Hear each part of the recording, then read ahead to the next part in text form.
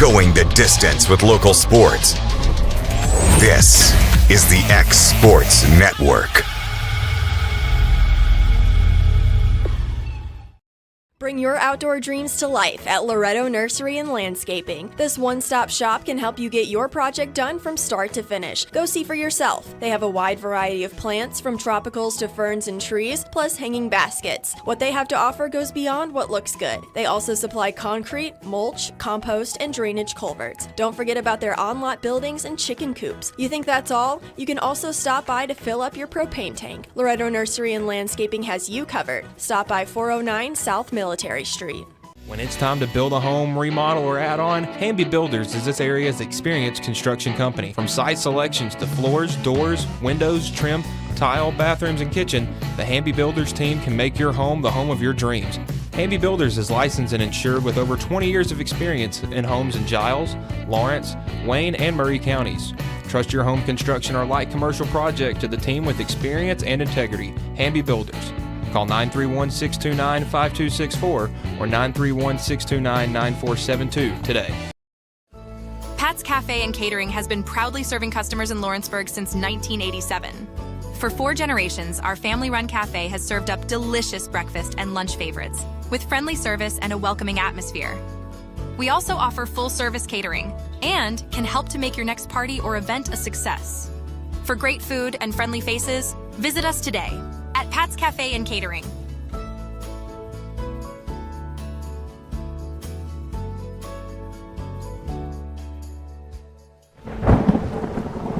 The storm doesn't ask.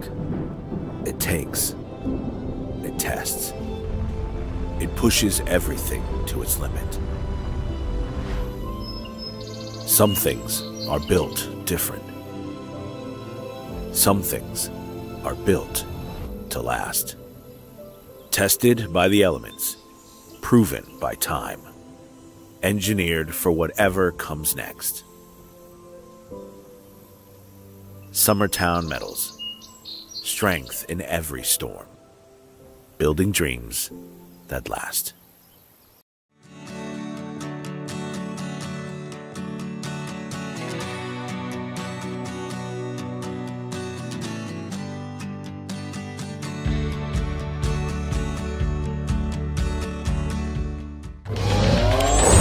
Going the distance with local sports. This is the X Sports Network.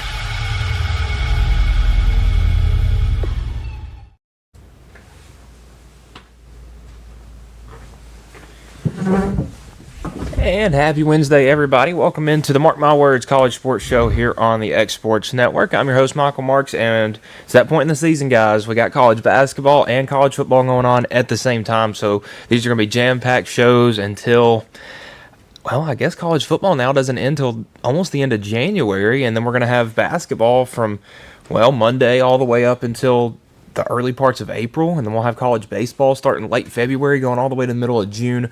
So we are going to be jam-packed. July is really the only month we don't have anything to talk about, so we'll just have those months to talk about what's coming ahead or what just happened. But again, I'm a little under the weather today, so got some tea right here. So if you hear me clearing my throat a bunch, that's what it is. Apologies for that. But we'll break right into it. We got midweek college football going on. We got some MACtion. It's our first week of MACtion, so we have to start off with that because that's where the best football is played, is in the MAC. Can't deny that.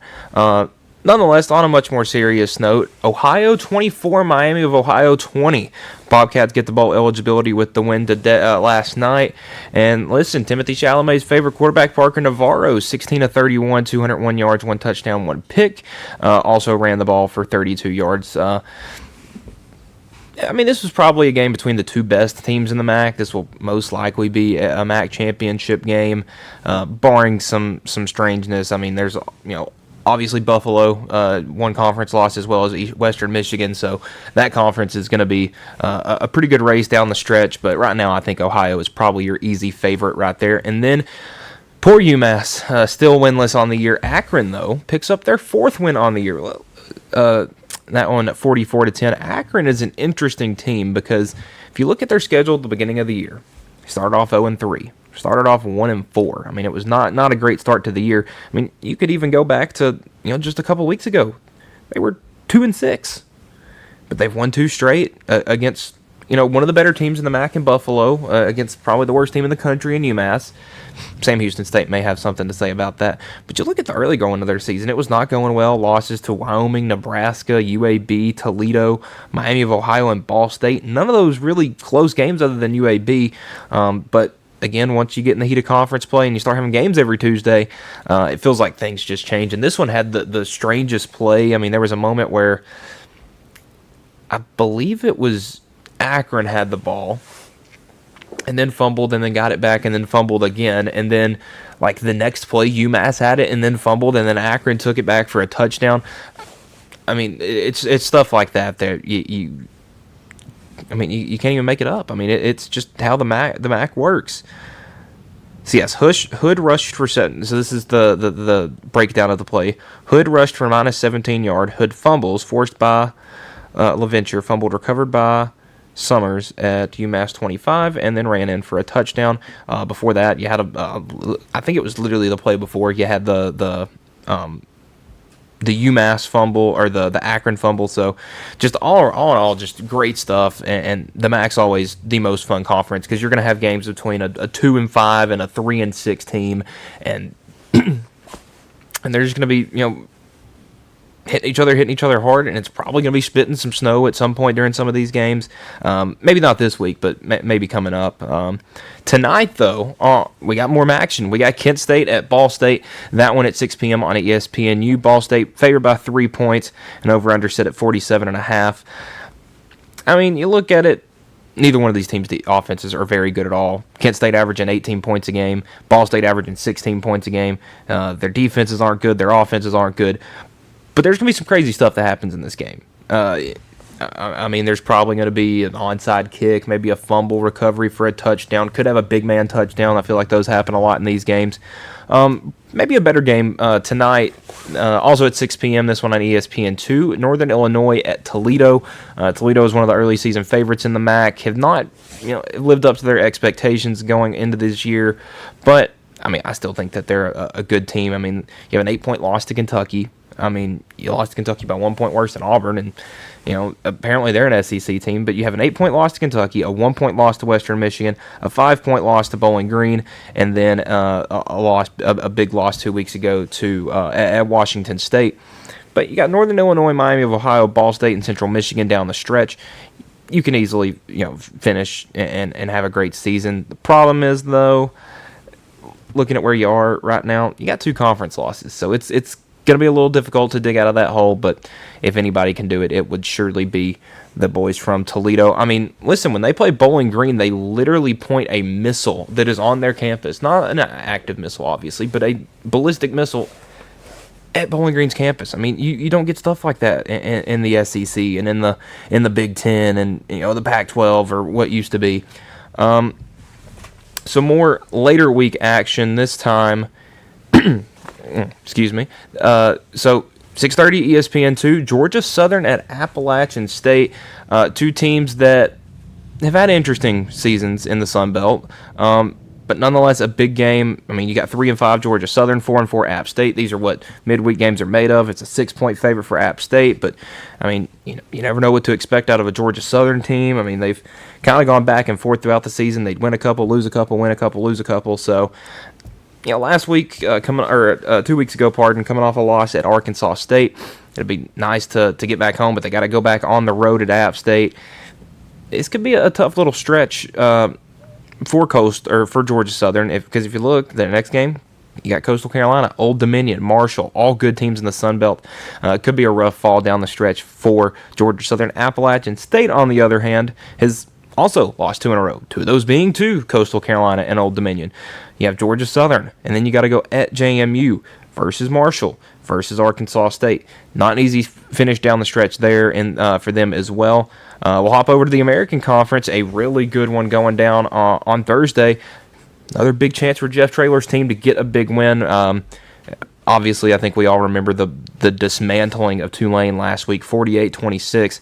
And now another Thursday game, this one on the road at Raymond James Stadium in Tampa, but listen, USF's a little down. They've coming off that loss at Memphis. It kind of killed their season, at least when it comes to playoff chances. They had a bye week, but you come out. UTSA, Navy, UAB, Rice. Very winnable down the stretch. UTSA, on the other hand, not been the season they expected. They were expected to be contending in this conference, and it's not gone well. You got smacked by North Texas. You got beat up pretty good by A&M, by Temple, Texas State. I mean, that Temple game is one you probably should have won. And then you're looking at a team that might go 8-4, and I think that would be pretty good. Jeff Traylor, one of those guys trying to move from the Group of 5 to the Power 5. We'll see how that goes, and we'll break down the games that are coming up on Friday. Really, I don't even know who to pick for any of these. I'm going to go Ball State over Kent State, and I'm going to go Toledo over Northern Illinois. I'm going to go Georgia Southern with the upset. I think that I don't know if they have many opportunities left to get a win this regular season. So if they're going to get one, they need one bad tomorrow at Appalachian State. I think they get it done. South Florida, though, big win over UTSA. I thought Tulane would do the same thing. I think South Florida is a better version of Tulane, with the mobile quarterback. But I think that Byron Brown has a much better arm. That Byron Brown has a much better arm than Jake Retzlaff of Tulane, but you never know. And a bunch of good games actually coming up on Friday. I can't wait to get into those.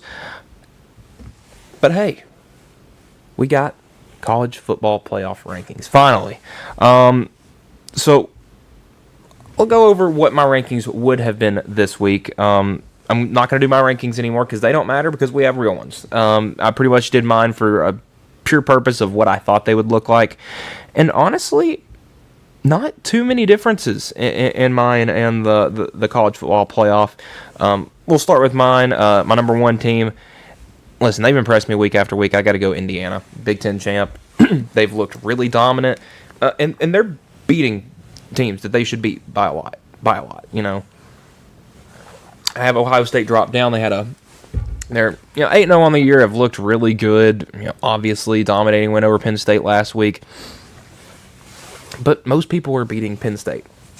Now, I also wonder how much different the committee views Ohio State's 24-point win over Penn State versus Oregon's, a 6-point win at Penn State.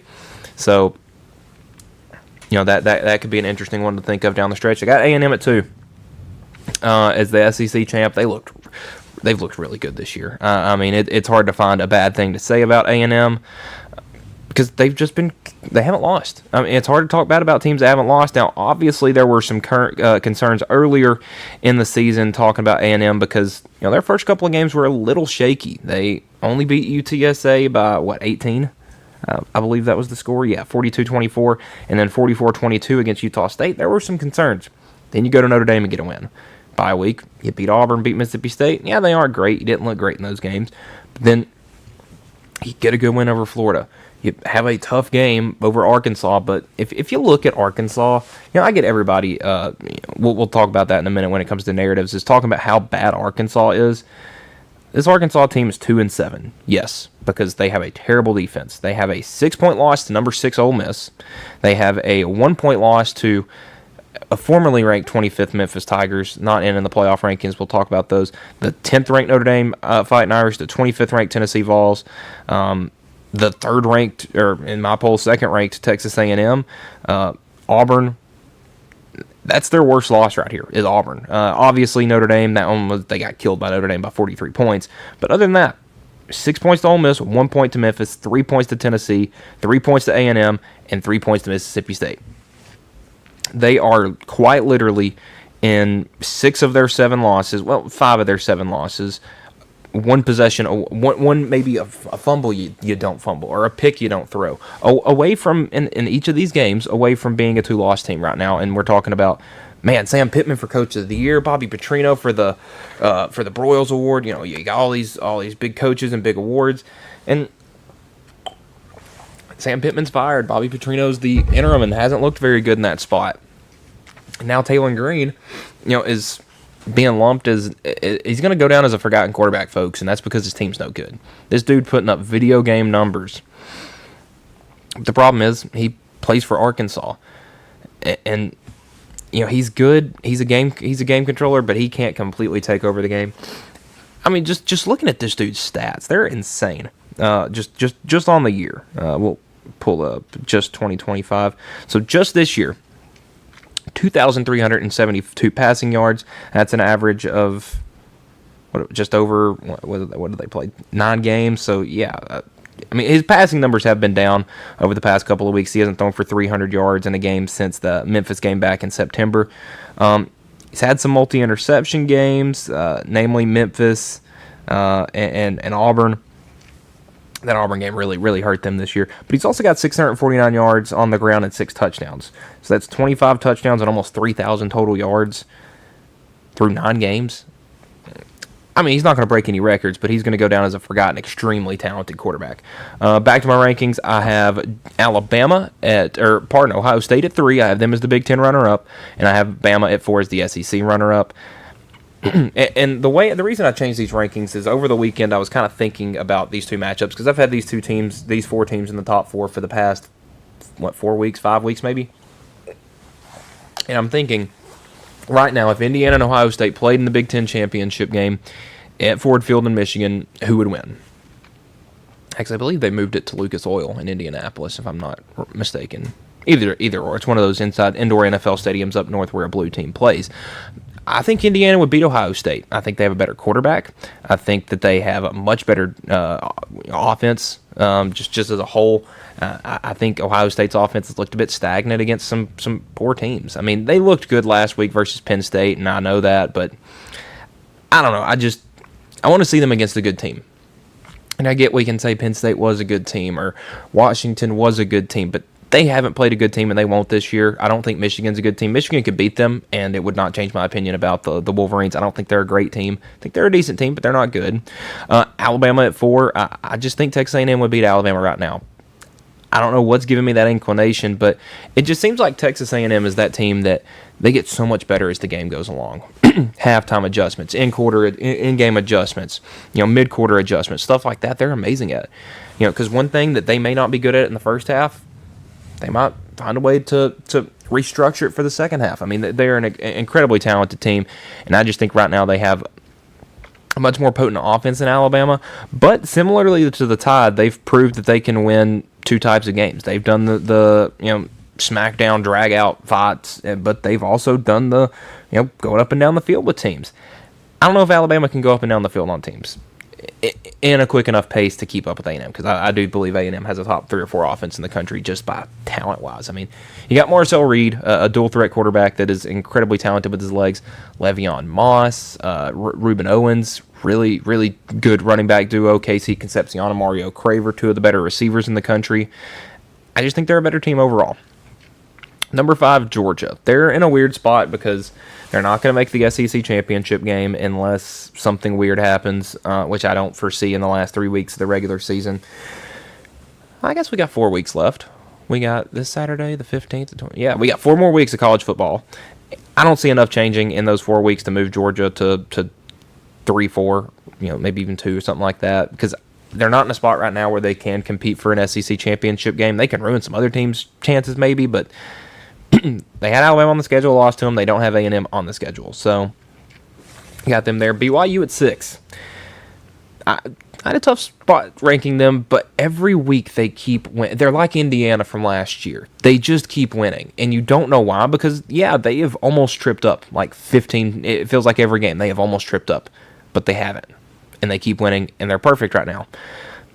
Will that continue through the weekend? I don't know. We'll talk about that one on Friday. Ole Miss at number 7.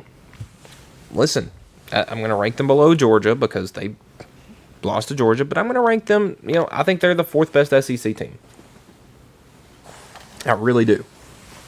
Just for the simple fact that I think Trinidad Chambliss is a top 2 or 3 quarterback in the country. I think Lane Kiffin has fixed some things in his coaching mantra that have held him back in years past. I think their defense is good. It's gotten better. I'm not going to say it's good, but it has gotten better throughout the season. Struggled a little bit versus South Carolina until the end there, but again, a team that just keeps winning games. They have a big win on the road at Oklahoma now because that one looks really good at the time being. Number 9, I had Texas Tech. It's a Big 12 runner-up. Again, them and BYU could flip flop if the weekend goes the Red Raiders' way and not BYU's way. I got Notre Dame at 10. I have a hard time finding. Everybody is mad that Notre Dame's in the college football playoff because they're in that bracket as well, and they're at the same spot in that bracket. If you don't want them in, find 11 teams in a group of, because we'll take Notre Dame out because I don't think they don't classify as that group of 5 champ. Find me 11 teams in this country better than Notre Dame right now. Because I know there's a big argument going on right now of how Notre Dame is 10 and how Miami is 18. Well, Notre Dame's won 6 straight games and Miami's lost 2 out of 3. It's a recency bias thing. Miami may still be better than and could beat Notre Dame, but they fumbled up other opportunities. And you look at their losses, neither one of them are great. At home to an unranked Louisville team at the time. Now Louisville's getting up there in the rankings, but not one that should be anything crazy. I believe Louisville's around the 15 mark. And SMU, who's not even ranked and who won't be ranked unless they make it to the ACC championship game and really screw some things up. Right now, I still got Georgia Tech as 11 as the ACC champ. I get they lost to an NC State team that a lot of people are really scratching their heads over. Dude, that NC State team is good. They don't have a very good defense, but they have a very talent. They have a very I don't want to call it a high-octane offense because they're not going up and down every game, but they have the potential, and they showed that potential on Saturday night. Got a big win, but I don't think that should discredit Georgia Tech too much. I have them, I believe, around the 6 or 7 range. So I'm not dropping them more than 11, to more than 11, because they are still a one-loss team. And I think Haynes King probably had his best game in a Georgia Tech uniform on Saturday. I talked about it on Monday, but goes for 408 yards and 2 touchdowns through the air, and goes for 103 yards and 2 touchdowns on the ground. That is 511 yards of offense and 4 touchdowns from one guy.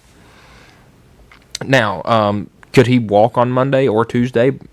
Probably not. Is he walking today? Probably with some crutches. Because that's 20 carries and that's 35 passes. That's a lot. NC State was able to kind of vary it a little bit more. C.J. Bailey not as big of a threat running. I mean, he is a mobile threat, but I mean, when you have Jaden Scott go for 24 carries, 196 yards, and a touchdown, you don't really need to worry about that. 8 yards a carry. That's insane off that many carries. And then Memphis at 12 was my highest ranked group of 5 champ.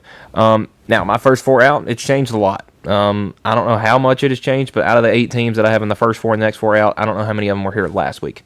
Texas is my first team out. I think they figured things out. I don't know how. I don't know what's happened in the last couple of weeks, but Arch has thrown for 300 yards in 2 consecutive games. He looked very good against Vanderbilt. I have Vanderbilt as that next team out. They've struggled a little bit as of late. They have the loss to Alabama, and then you have, I guess you could say, a decent game, but that LSU team is not great anymore. I don't think that win looks as good. Struggled against the Missouri team that, they've had their ups and downs this season. And then finally a loss at Texas. I feel like they have really kind of fallen off since that Alabama game. Now, they do have some big games down the stretch to prove whether they deserve to be in the playoff or not. Right now, I got them on the outside looking in. Virginia, I don't know where to put them because every week they're similar to BYU. I feel like they're a less talented version of BYU is the way I put it because, they have that loss, but they don't have a conference loss. And I also, we'll talk about this. So the college football playoff bracket has Virginia as 11 as the ACC champ, since they are the highest in that conference right now over Georgia Tech. Virginia and Georgia Tech have the exact same loss, and it's to NC State. And I would argue that maybe Georgia Tech played them a little better. NC State beat them 35-31. That was a game where, Chandler Morris threw for 250 yards. Jamari Taylor ran for $150 and 3 touchdowns. But NC State just had a little more that day. And they were still a 2-0 team looking, that they had everything still in front of them. You forget if NC State looked a little bit better against Duke in week 5, I believe it was, if you don't have 3 interceptions from C.J. Bailey, You don't have, because you probably don't have that slip up the next week at Virginia Tech. You beat Campbell. You probably still get beat by Notre Dame. You probably still get lit up by Pitt. Maybe not as bad. That was a game where C.J. Bailey actually didn't have a turnover other than that fumble. Listen, this could be a 2-loss NC State team right now, and they would be right in here with the discussion. But they've won their biggest games up to this point. Virginia and Georgia Tech are their 2 best opponents they faced this year, and they've won both of them. So I think that they deserve a little bit of respect. Both of those games were at NC State, and I've talked about how incredibly tough that place is to play at. I also have Oklahoma in my first 4 out. I think they're right in there with Texas, Vandy, and Texas and Vandy. I think that we probably have some craziness shake up to the sense where you get 5 SEC teams in. It's going to be between Texas, Vandy, and Oklahoma, though. Out of those 3 right now, we'll look at the remainder of their schedules real quick. I think Texas is the easy favorite, and just because of the sense that they were preseason number 1, so they have that kind of locked up in their minds. They'll have to earn it, man. They got at Georgia and then Texas A&M 2 of their last 3 games. And that's the only reason I say that if they make it, they're in, or if they win those games, they're in. If they lose one of those games, they're done. Texas's season could very well come to an end next Saturday. They're off this week, going into that Georgia game. They could very well lose that game, and their season's done, and that launches Vanderbilt back up in front. That launches Oklahoma up a step. My next 4 out, I have North Texas in there. They're 8-1 in the American. They have that 1 loss to, a pretty resounding loss to, I believe that was USF. But I don't discredit them much in that one, in just the sense that, dude, their offense is amazing. So sure, they have a 63-36 loss. That was a game in which your freshman quarterback goes out there and throws 3 interceptions. And I believe you had a couple fumbles in that game. Yeah, so you lose a game by 30 points, but you have 5 turnovers. It's going to happen. Your offense still looked pretty good in that game. So I say give them a break. I think that they have a very good chance to make it just off the back of Drew Mestemaker. Dude's thrown for 2,700 yards through 9 games. That's over 300 a game, and he's just getting better. He's thrown for 600 yards in a game once this season. And then last week, Caleb Hawkins, our running back, it has an insane game against Navy when you thought North Texas would be able to throw it over their heads. And no, they just turned around and handed it to Caleb Hawkins 30 times, and he got 200 yards and 4 touchdowns. I mean, I felt like a quarter of his season production literally came in that game. I got Michigan and Iowa in there as well. I think that they could make it, but they're going to need like a Texas loss and a Vanderbilt loss probably to make it in there. Maybe Oklahoma, I don't know. Michigan will need an Oklahoma loss because they already have been beaten by Oklahoma. Iowa, on the other hand, sneaky. They got a game against Oregon this weekend that could shake up a lot. Utah as well, I think, are still alive. I mean, they only have 2 losses, and they are still one of the more... I mean, they have really big wins, but they also have some really big losses. Like, they killed Cincinnati. They killed Colorado. But then you go and you get killed by Texas Tech earlier in the season. Now they've looked a lot better since then. They don't really have a test left on their schedule. You could say maybe Kansas State, but really don't have a tough game left on their schedule. So, they'll need some help from the guys in front of them, but I think that they're still right there. Right there in front of, have everything out there in front of them. We'll go over the playoff bracket as it is right now. So number 12 in the best group of 5 team is Memphis. Number 11 with the best record in the ACC is Virginia, and I think they base these off of conference records. Number 10 Notre Dame.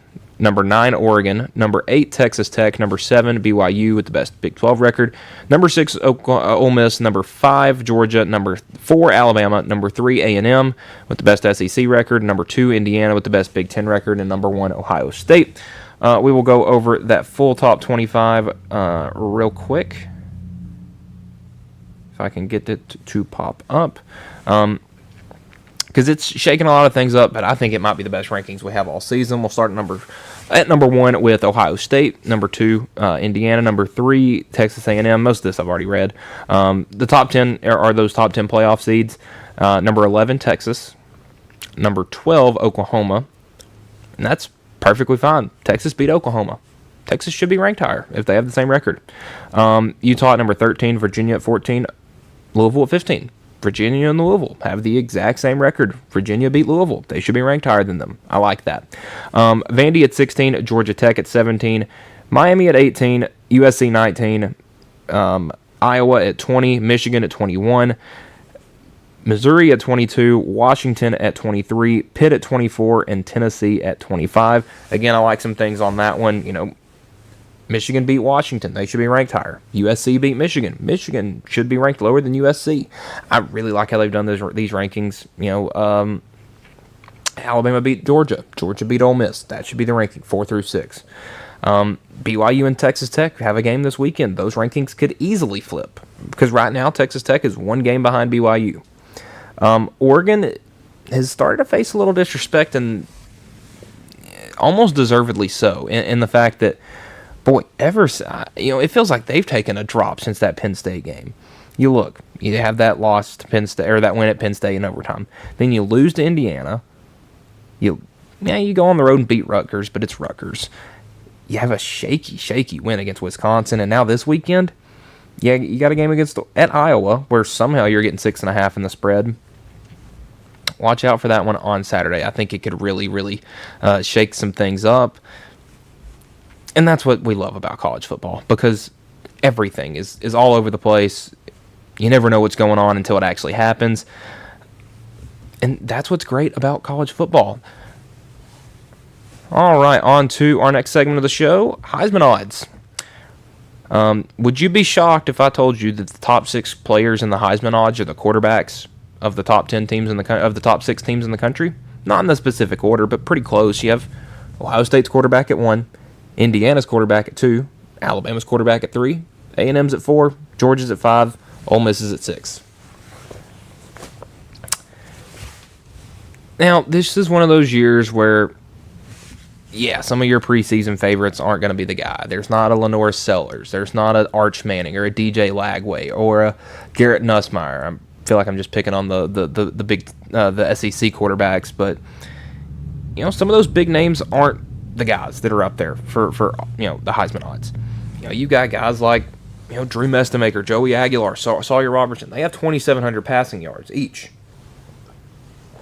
Won't be in the Heisman odds because their teams aren't high enough ranked, and they have a bunch of turnovers. That's kind of simply how it is. Right now, my top 4 in order is number 4, Ty Simpson, number 3, Trinidad Chambliss, number 2, Marcel Reed, and number 1, Fernando Mendoza. This is going to be one of those years. It'll be the first time in the history of the Heisman that the year ending in the number 5 will probably not be a running back. It's been all that way since back, I believe, 35 or 25 was the first Heisman trophy, and that went to a running back out of University of Chicago, out of Chicago. So, but this feels like one of the years, like I don't know what a good recent example of this would be. Maybe an Eric Couch in 2001 or a Jason White in 2003. A guy that wins it, but it's nothing impressive.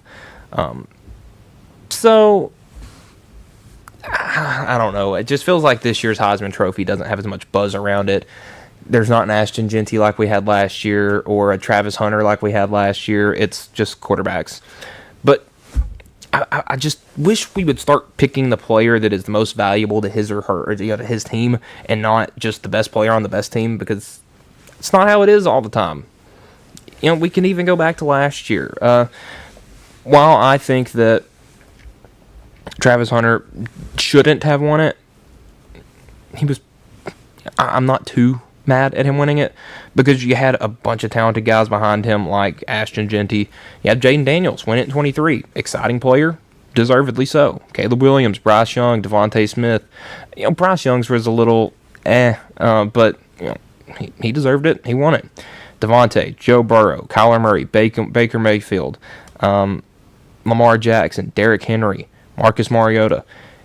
Maybe Jameis shouldn't have won. Maybe Johnny should have won it twice. I don't know.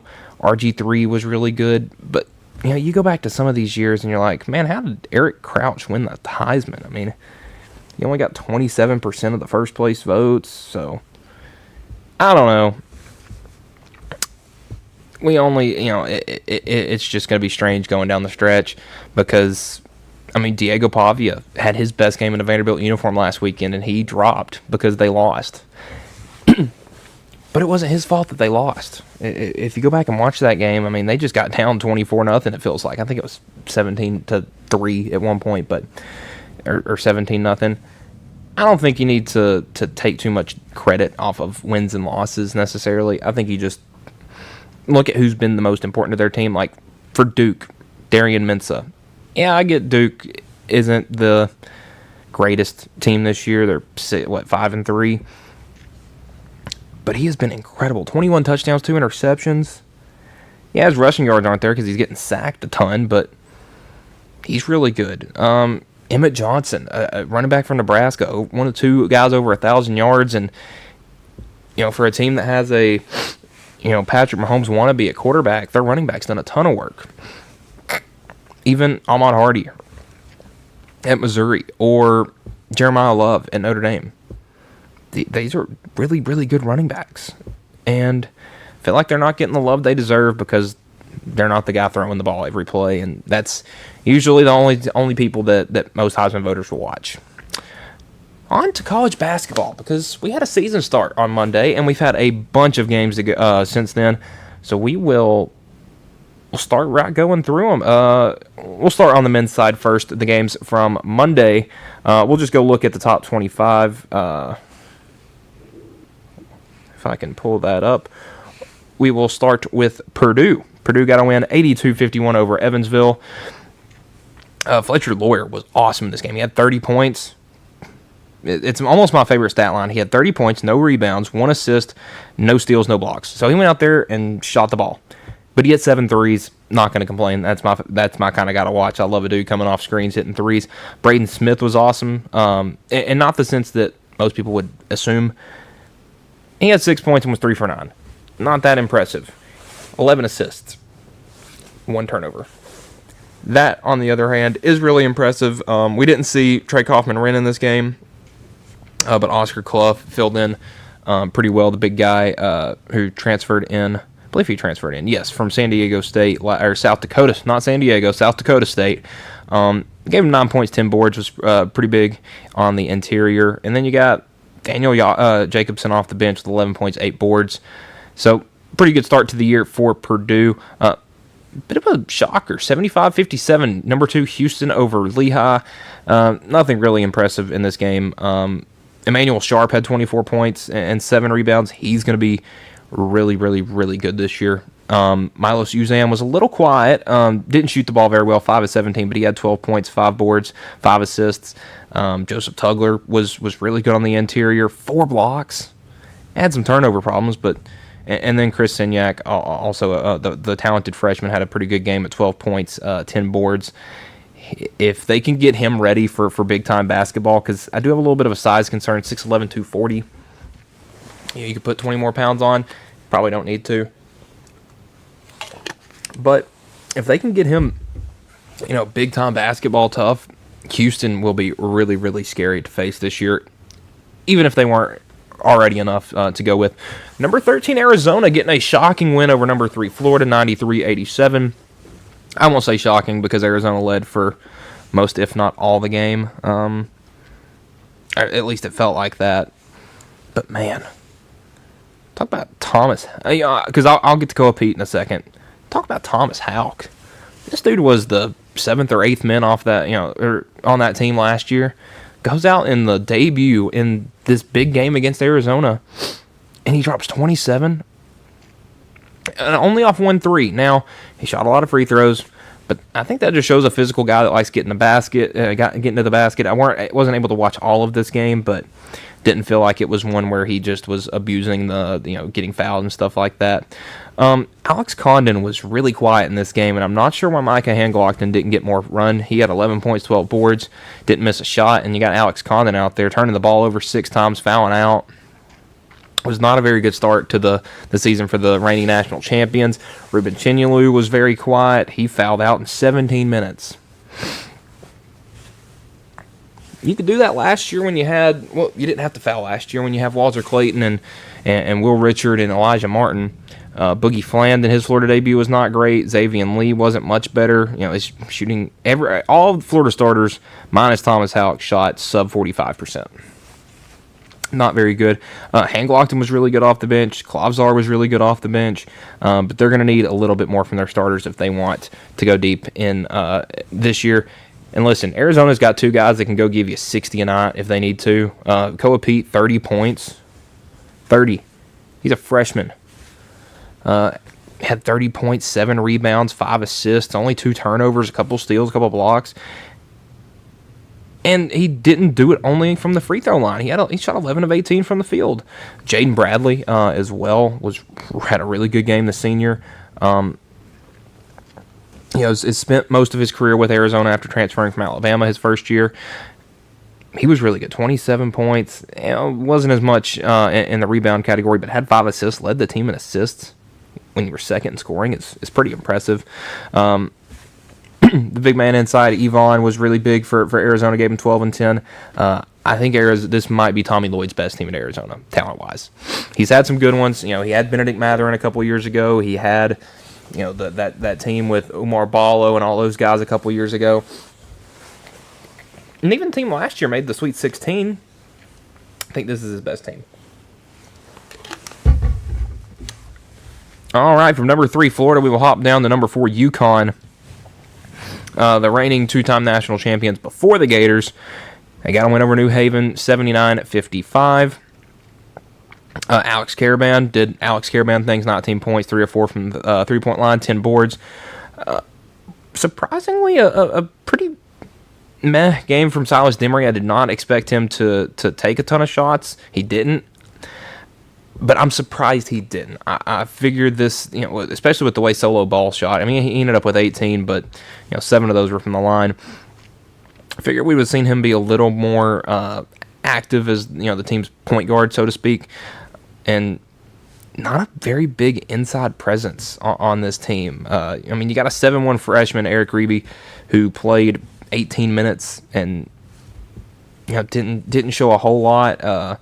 I know they went to some other guys off the bench for that size, Karoma and guys like that. But they're going to need some help on the inside if they want to make it back to UConn basketball, because this team was ranked number 4 in the preseason. I didn't see it, and once again, I still really don't see it, even though it was a 24-point win. On the number 5, St. John's, a fellow Big East member, and they put up some points, 108-74 over Quinnipiac. And the Red Storm looks really, really good. Dylan Mitchell, obviously the senior transfer from Cincinnati. He was at Texas a couple years ago. He had 18.7 boards. Zuby Ejiofor, 17 and 6. He had a really good night. Bryce Hopkins was a little slow. Ian Jackson was really, really good. 6 of 6 from the field, 3 or 3 from 3.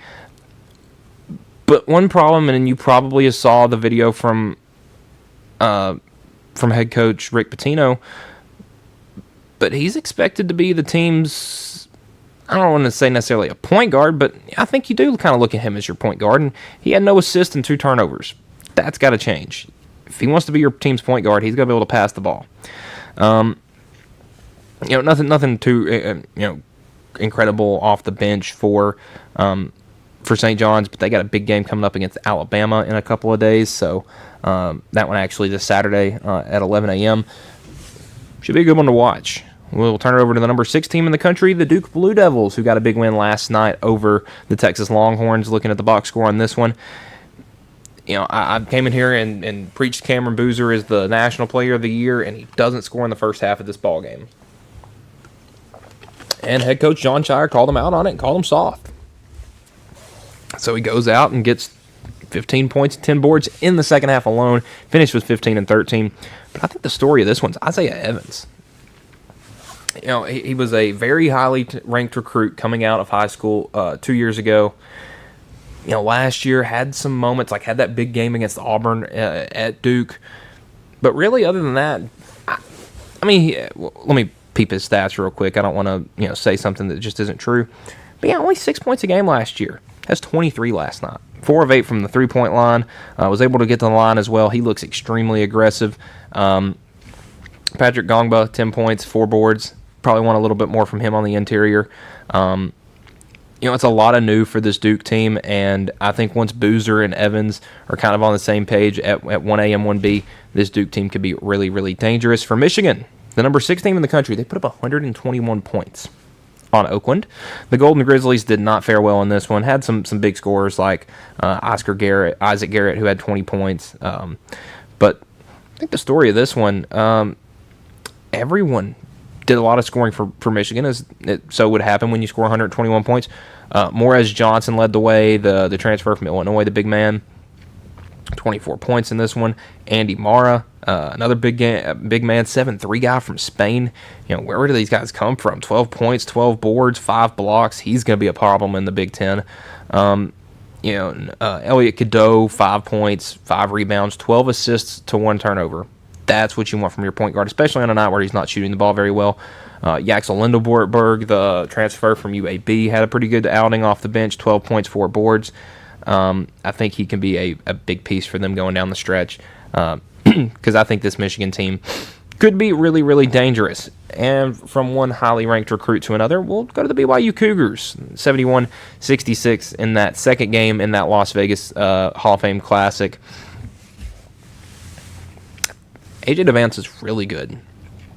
Had 21 points, 6 rebounds, 3 assists in this one.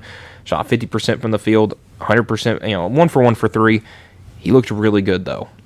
And I don't know what all BYU really has around him. I know Richie Saunders, you get him back, that's really nice. Rob Wright, the third, you get him to transfer in from Baylor. If these 3 guys can all be on the same page at the same time, this BYU team could be really scary. I was a little questioning of the number 8 ranking to start the season, but they'll have games against UConn, Wisconsin, and Miami later this month to kind of prove their worth. Kentucky 77, Nicholls State 51. I don't know. I didn't watch this one, so I don't have too much room to speak on it. But from the scoring looks in Kentucky's scrimmage against Purdue, in their first game of the regular season, they don't seem to be their shooting percentages here are all right, not very good from 3 at all. I think they've slowed it down a little bit, or they're just not as good at shooting. Mo Diabate, the transfer from Alabama, 7.7 boards in this one. Colin Chandler led the way for 15 points, had a monster dunk. One that kind of came out of nowhere. Otega Owe was all right in this one. Tried to work some young guys in off the bench. Jasper Johnson was pretty good. Denzel Aberdeen was a little quiet, but still scored in double figures. I think this Kentucky team's going to be a lot like last year's, and if they can avoid those injuries like they had last year, once they mesh, they could be really good, because I do think Mark Pope is an excellent head coach. We'll hop on out to Lubbock, Texas, to the Texas Tech Red Raiders. They took down Lindenwood at 98-60. Just quickly looking over this, Christian Anderson, 34 points and 11 assists. That feels like a fake stat line. That's insane. Because he's first in the country in scoring per game, tied for first, and tied for third in assists, just off one game. That's insane. He could be really, really special, and I can now see exactly why they see him so highly. But a really quiet one, Donovan Atwell, the transfer from UNC Greensboro, was a guy that was giving you about 20 points a game, about 15 points a game last year. Goes out and drops 20 in his first game with the Red Raiders. They'll be a team to keep an eye out for in the Big 12, as that conference looks really, really good off the early going in this one. Louisville at number 11 beat South Carolina State 104-45. You didn't really get a crazy game from anybody. Isaac McNeely looked good from 3. Javon Hadley had a good game. Ryan Conwell was also all right. But again, like Michael Brown Jr., number 1 recruit in the country, everybody would not shut up about him. 6 shots. You had a bit of a turnover problem. I don't know. I need to see it to believe it. Talking about that guy, but McNeely seems like he could be the best shooter in the ACC. He really has that much talent, and when he's on a good team, I think you'll get to see it a little more. UCLA, a bit of a scare on opening night, 80-74 win over Eastern Washington.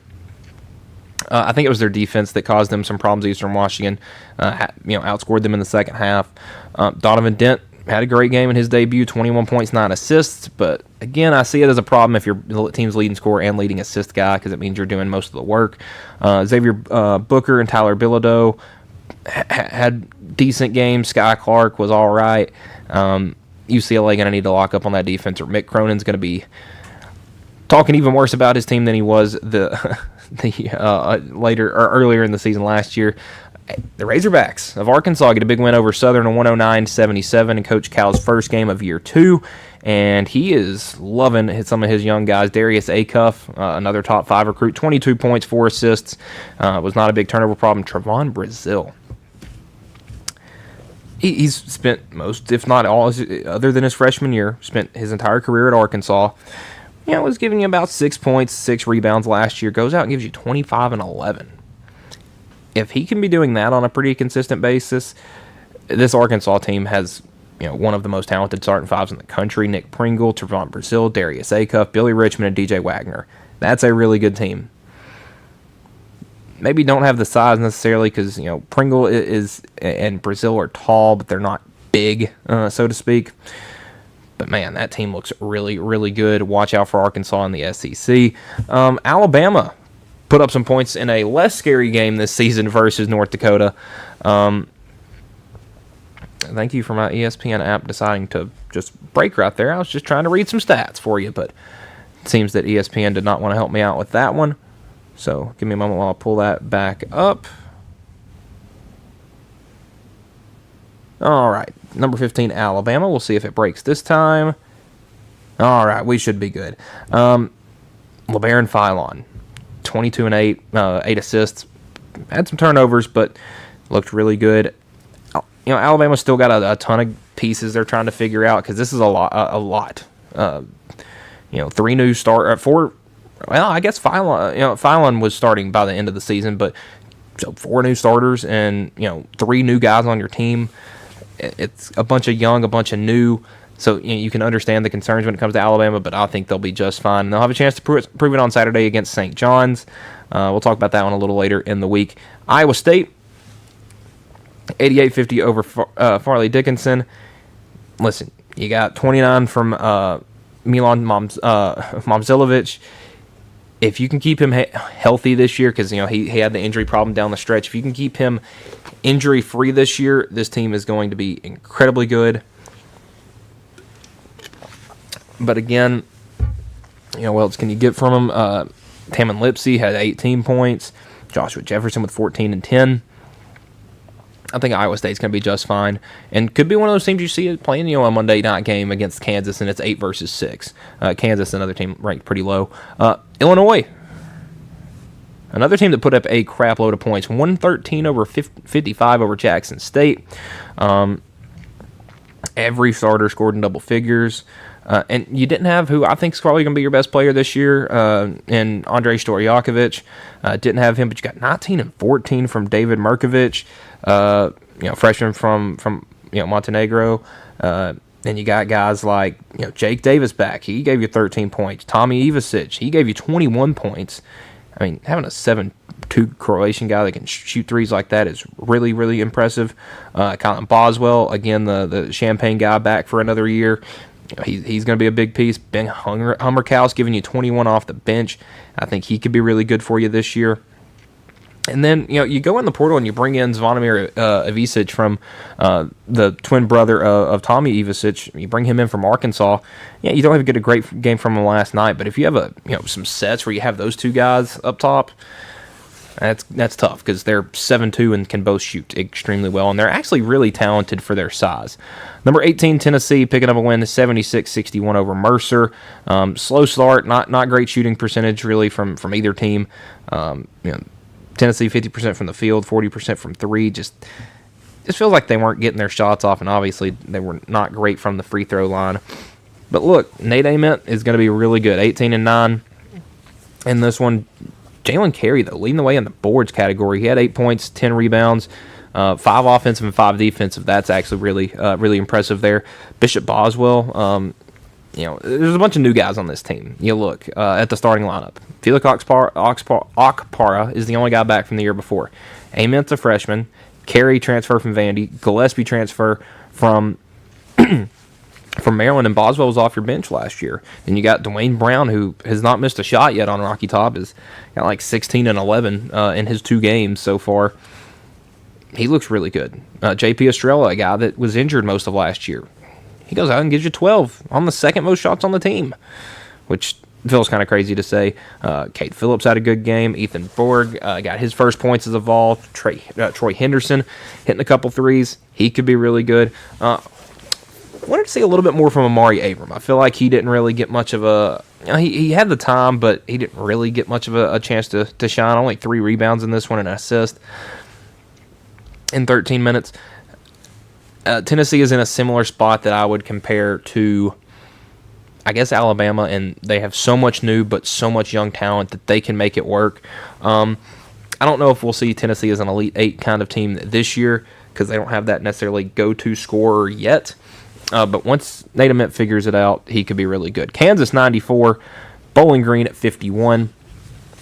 The Jayhawks could be back, and it's on the hands of Darren Peterson. A lot of people are giving him Cade Cunningham kind of comparisons, including myself, and he goes out and gives you 21 points, 4 rebounds, 3 assists, 2 steals, and a block. A little bit of everything. Flory Budunga, the big man on the interior for Kansas. Sophomore goes out and gives you 23 points, 6 boards, 3 blocks. He's good. Still looks a little thin, like Kansas didn't really know what they were looking for off their bench. They got 4 really good starters. Because I think you can get a lot out of Budunga. I think you can get a lot out of Council. I think you can get a lot out of Trey White, the Illinois transfer. And I think you can get a lot out of Darren Peterson. Other than that, I'm not sure. Won't be something that you will worry about facing off against Green Bay, but you got a game against the Tar Heels in the Dean Dome, I believe. It says that North Carolina, but doesn't. Yes, it will be in the Dean Dome out in Chapel Hill. You'll figure out real quick how good you really are. Auburn, probably the scariest game of night one. 95-90 win in overtime over Bethune-Cookman. And the Wildcats gave it their all. I will say that. Quentin Heddy gave you 21 points for Bethune. Daniel Ruzan, 16 points. But the real star of this one was Keyshawn Hall, the transfer from UCF. Gave you 28 points for Auburn. 5 and 11 from the field. Did a lot of it from the line, 16 of 18 from the line. But there was a lot of not good in this one. Elijah Freeman, the transfer from LMU up in East Tennessee. He was the leading scorer, I believe, in D2. It was, their National Player of the Year.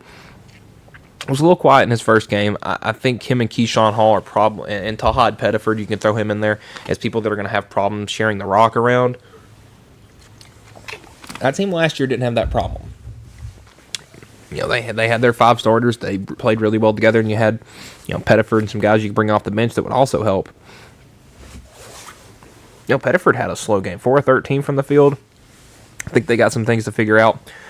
But their bench probably had their best 2 players that night. The freshman Sebastian Williams-Adams out of Houston gave you 15 points. And then Keyshawn Murphy, the big man transfer from Mississippi State, gave you 17 and 8 off 8 and 9 shooting. He will be good for them. I think once Stephen Pearl gets it figured out, that Auburn will be really good. But how long does it take them to figure it out? Is it in the middle of February? Because if you look, you can do counting. They have 21 games until February. And they will not be 20-0 when they get to there. I'll just put it that way. And call me crazy if they are. Texas Southern loses to Gonzaga number 21 Gonzaga 98-43. Gonzaga, another team that didn't really have much impress. It kind of feels weird to say that off of a 58 point or 55 point win. Brayton Huff was really good. Graham Ike was also really good. 13 and 11 from him. Tyan Grant Foster, the transfer from Grand Canyon, was really good. He gave you 15 points. This is one of those where your starters aren't the most minutes someone got in this one was EK, and he played 23 minutes. This was not a game you were going to get a lot of minutes, and only 3 starters went above 20, so it's not an average, a good way to judge how good this Gonzaga team will be. But the fact that it only took them one half to start taking all their starters out shows a lot more than you'd think. Michigan State 80-69 over Colgate. They looked pretty good in this one. They still got Cohen Carr that can fly out of the gym. Still got Jackson Kohler that 16 and 15. That'll play in the Big Ten, and he can step outside and knock down a couple threes. Still got a lot of new pieces. There's no Jace Richardson anymore. It feels weird to say that, but you got Jeremy Fears, the sophomore. He was actually really good in this one. 14 points, 10 assists, 5 steals, 1 turnover. I like guys that can pass the rock around without turning it over. Michigan State has a really tough non-conference schedule because they're in the next. We'll go from Saturday. In the next 10 days, they will have games against Arkansas and Kentucky. Later in the month, they got one against North Carolina. In December, they got games against Duke. They got some tough games, so they will definitely be well tested when it comes to. But look at their Big 12 schedule or the Big 10 schedule this year. They don't have a lot of rough games. They got the 2 games with Michigan, obviously, but other than that, what is that? Only 3 more ranked opponents on their schedule. Big Ten could be a bit down this year, and I think that this Michigan State team. Listen, once you get to March and Izzo time is going, it's going to be a fun time. Creighton, the number 23 ranked team in the country, has not played yet this season. Their first game will be tonight at 7:00 on Peacock at home against South Dakota. Number 24 Wisconsin got a 96-64 win over the Fighting Camels of Campbell. And what can you say? John Blackwell has been really good for Wisconsin ever since he's been there. Goes out, gives you 31. Nick Boyd, another guy that's been really good in years past, had a good year last year at San Diego State. Goes out and gives you 20. Nolan Winter, the big man, he's stuck around, gives you 17 and 12. Austin Rapp goes out and gives you 13 points. The transfer from Portland, that's all you needed. Your bench didn't give you more than 9 points, but I don't think that's much to worry about. You'll figure it out throughout the season. But good win for Wisconsin. And rounding out the top 25, the North Carolina Tar Heels 94-54 over Central Arkansas. Listen, they got big games from everyone they needed big games from. Seth Trimble goes out and gives you 12. Kyan Evans, the transfer from Colorado State, goes out and gives you 15. Henry Vasar, the junior from Arizona, goes out and gives you 14. Caleb Wilson, your freshman from Atlanta, goes out and gives you 22.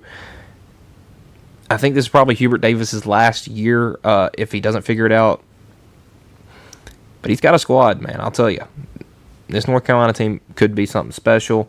But again, we'll figure it out Friday when they play against Kansas. We'll see which teams really got it and which team really don't. They also have that game into the month I mentioned against Michigan State. We'll figure out a lot about North Carolina as we head into December because, again, the ACC's cut back on the number of conference games to allow more non-conference games. They got a game against Kentucky next month. They got a game later that week against Georgetown, a team that beat Kentucky in a scrimmage. Ohio State, they usually beat somebody they shouldn't beat in non-conference play. Could be interesting to talk about. We'll head back over to the women's game on Monday. Number 16 Baylor getting a 58-52 win over number 7 Duke. A big upset win right there.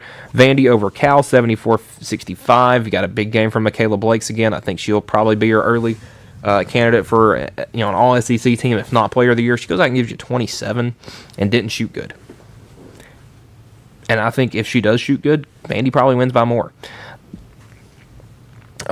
No real concerns in day one for women's basketball. I mean, you had Texas beating Carnett Word by 72 points. Everybody, it seemed like, scored in double figures. You had, 6 guys with over 16 points, or 6 ladies, I should say. Bria Cunningham, Madison Booker, Aaliyah Crump, those guys, Jordan Lee. Texas is going to be really good again. UCLA a little bit quiet, 77-53 over Arizona or San Diego State. Usually women's basketball, if you have a highly ranked team versus a not highly ranked team, that typically that goes one way, not the other. Now, still was a 24-point win, so probably not too much concern on it. That one we'll hop to yesterday. We had two great games yesterday. We had number 8 Tennessee Lady Vols fall to number 9 NC State. That one 80-77. A big games in the second half for NC State, but for Tennessee fans, I don't think you need to worry. Because you know all the Ruby Whitehorn drama. She's been dismissed from the team. You have the assault case in the summer, and then gets caught with marijuana possession a couple weeks ago that violates her parole. She's off the team. So that's a team losing somebody that scored 20 points for you nearly in that 100-point blowout in your exhibition. So you're trying to find that new person. Well, Talasia Cooper was awesome. 23 points, 11 rebounds, 7 assists. That's really good. Janiah Barker, the senior transfer from Texas A&M, was, I'd say, pretty good. 15 points in her first game. Z Spearman was very quiet. I don't think we'll see that from her many more times this year. Mia Paldo, the freshman 5-star, she was pretty good. 10.6 rebounds. Probably want to see her pass the ball around a little bit more when you're not shooting as well. And then you got a bunch of people off the bench. Jada Silva, another one of those highly ranked freshmen. She gives you 13 points off the bench. This team will be good. Camille Pierre for NC State was awesome. 21 points, 14 boards. Zoe Brooks, 13 points, 11 boards, 19 points, 8 rebounds from Tilda Triger, the Swedish star for NC State. That's two really good teams. That's probably an Elite 8 matchup, if they don't make it even further. Number 1, UConn, the national championship winners from the year before, get a big win over Louisville, 79-66. First game post Paige Beckers, you thought it would probably be a little slow, and it was. But Sarah Strong had a big game. AZ Fudd had a big game. You got 41 from those two. I don't think there's anything to worry about if you're a UConn fan. Both Michigan teams, both ranked in the top 25, both put up over 100 points. LSU 108, Houston Christian 55. Listen, LSU's still going to be really good. They still got Michaela Williams. They still got Flau'jae Johnson, and neither one of them played very well, and they still won by 53. So that, and we'll look at some games coming up later in the week. We'll hop back over to the men's side first. On Wednesday, our only game featuring a ranked team is number 23 Creighton having their season opener against South Dakota. On Thursday, we got Jackson State at Louisville, North Florida at Florida, Grambling State at Iowa State, and Merrimack at Auburn. Keep an eye out on Auburn. Had that shaky loss in night 1. Now, Merrimack's not very good. They lost to South Dakota State Monday morning. But Auburn did not look very good. But you could also look for Auburn to beat this team by 40 and have a big comeback, a good bounce back. We'll hop on over to the women's side tonight. We got Notre Dame, number 15, making their season debut against Farley Dickinson. Iowa State at home versus Southern, and Oklahoma State home versus East Texas A&M. Hopping over on Thursday, Santa Barbara at UCLA, North Carolina A&T at TCU. UMBC at number 10, Maryland. Monmouth at number 24, Kentucky. Elon at number 11, North Carolina. Langston at number 22, Oklahoma State. And Southeast Louisiana at number 5, LSU. So, there is a lot going on right now, folks. We got football, men's and women's basketball, right in the thick of it. And it's the most fun time of the year because you're getting to these late game conference situations in the football side of things, fighting for conference championships, national championships. And then you look at men's and women's basketball, you got all these, how are these freshmen going to play? The returners, how are they going to do? We got all these big matchups. There's so much going on. Actually, breaking news from 5 minutes ago, Michigan will no longer play their game versus Western Michigan next year in Germany. The school has announced that the game will be held in Ann Arbor. That was an announcement that was made back in July about the game being in Germany. Nobody understood why two teams from Michigan, much less Michigan and Western Michigan, would have a game over there. So, this is a big win for the people of Michigan, getting that game back in their home state. But it seems like that will do it, and it will. So that will be it for this Wednesday edition of the Mark My Words College Sports Show here on the X Sports Network. We will be back on Friday as we will have some college basketball to preview. We will have college football to preview, a big weekend in both of those sports, and probably some more breaking news between now and then. So for Michael Marks, this has been the Mark My Words College Sports Show. Have a good day, everybody.